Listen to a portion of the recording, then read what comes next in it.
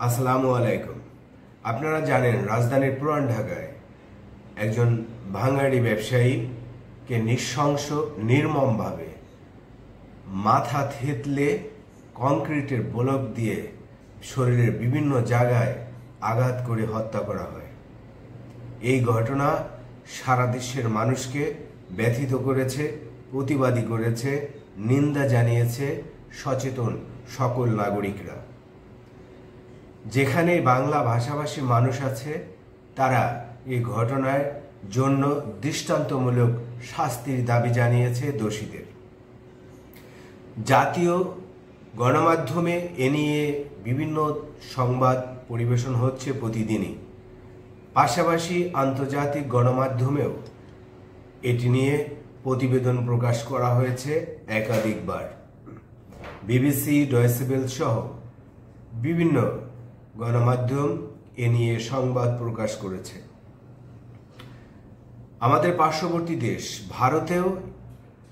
ভারতের গণমাধ্যম এটি নিয়ে একের পর এক প্রতিবেদন তৈরি করছে।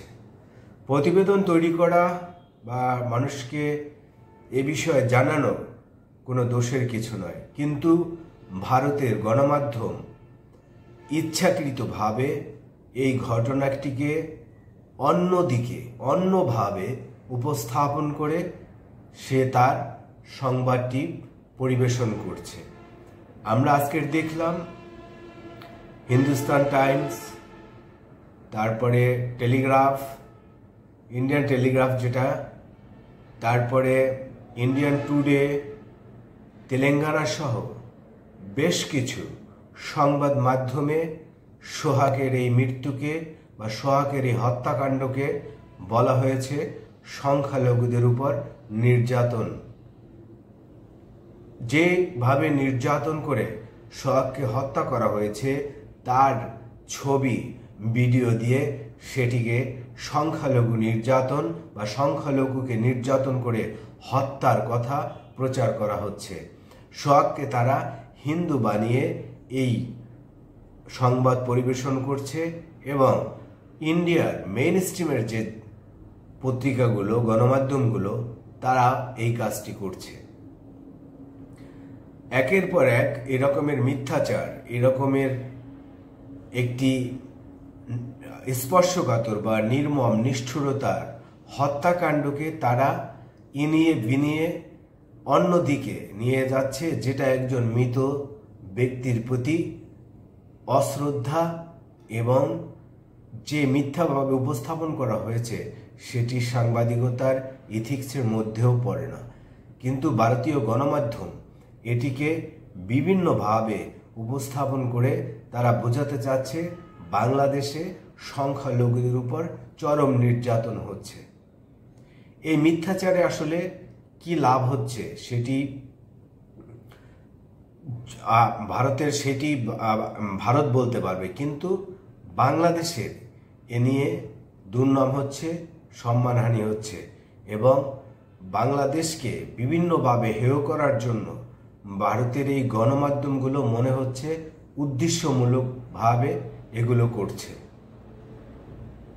যে সোহাগকে নির্মমভাবে হত্যা করা হয়েছে সেই সোহাগের পরিচয় গোপন করে তাকে অন্য ধর্ম বানিয়ে, তাকে সংখ্যালঘু বানিয়ে এভাবে উপস্থাপন করা বাংলাদেশের বিরুদ্ধে এক ধরনের যে অপপ্রচারে লিপ্ত থাকছে ইন্ডিয়ার গণমাধ্যমগুলো, সেটি আবার প্রমাণিত হলো।